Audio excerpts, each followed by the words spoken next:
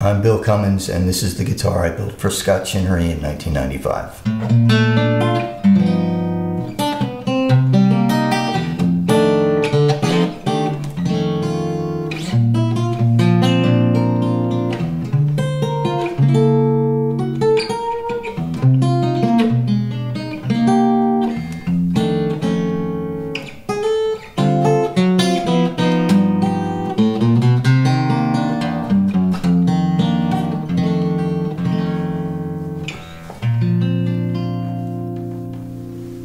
I started doing this, building guitars, not long before this collection, and I was kind of the new kid on the block at the time, I was saying. Scott was very gracious about making his collection available for people who wanted to see it, and he lived in Toms River, and I'm from Philadelphia, so it's not a very far ride, and I had a friend and customer named Michael Kraft who told me about coming up to see, we could go and see the collection, and 3 or 4 times I think we scheduled a visit, and Mike Carey would greet us at the door and take us and show us the collection. At the time, I don't know if it was the whole collection. I remember Tom Van Hoos's the Super 400 collection was just acquired, I think, and they were across the top. I don't know if I got much time on those, but I was able to get a lot of time on the Acquisto guitars and some old Gibsons and some other just great guitars that Scott had. Mike would leave us alone for a while and sooner or later come back and say, okay guys, you gotta go.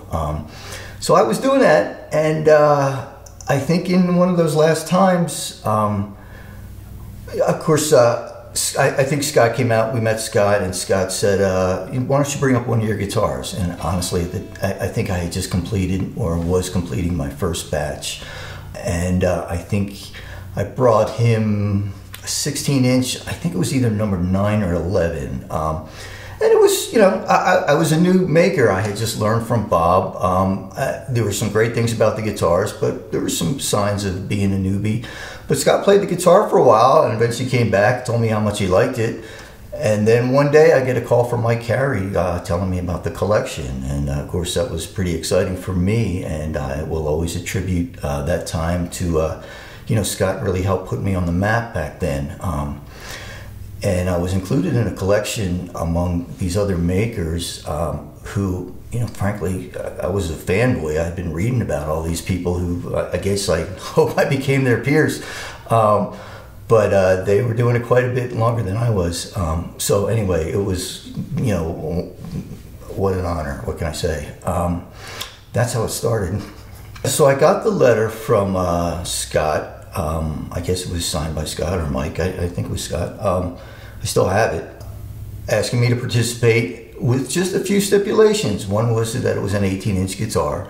One were the neck specifications, which were big. Scott was a very big guy. It's still, for me, it's a lot of guitar to handle. The neck specs, the color blue, which was certainly out of the box back then. And they were the specifics. If there was anything else, I don't remember. They kind of wanted us all to bring as much as we could to, you know, just our interpretation of what this would mean to us. As I started to understand what this collection was intended to be, the question for me came up as to, okay, you know, how do I put my best foot forward? What can I do here to make this uniquely a guitar made by me and not just kind of a generic Archtop? So I had some of the aesthetic things. This is my Chester Avenue model, which I was doing, although it had evolved quite a bit in the beginning. And you know, these split block inlays are mine and whatnot.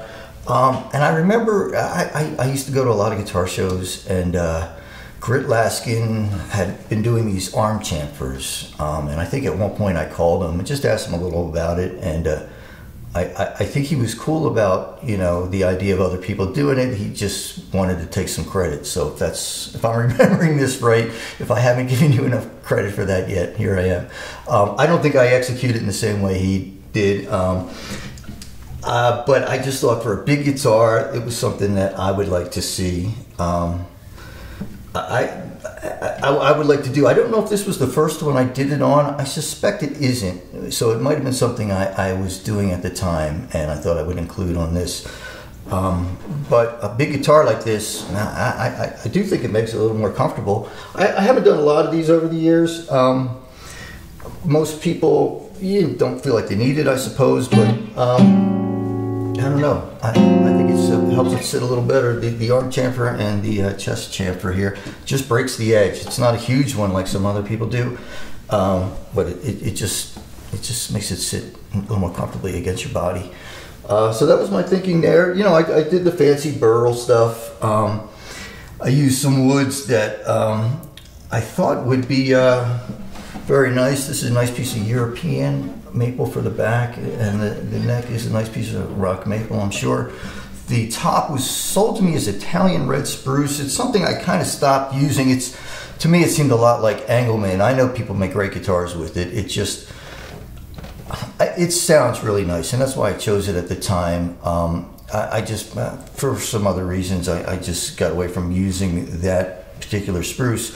I thought it was a pretty nice top, except when I started to finish it, again, I was new at this. It did have this little bear claw-y type piece, and if I do bear claw, I tend to like it where it's big and not just look like something that stands out. So it always had that, so it's a little birthmark there, but so be it. This is about my 30th, it says in there.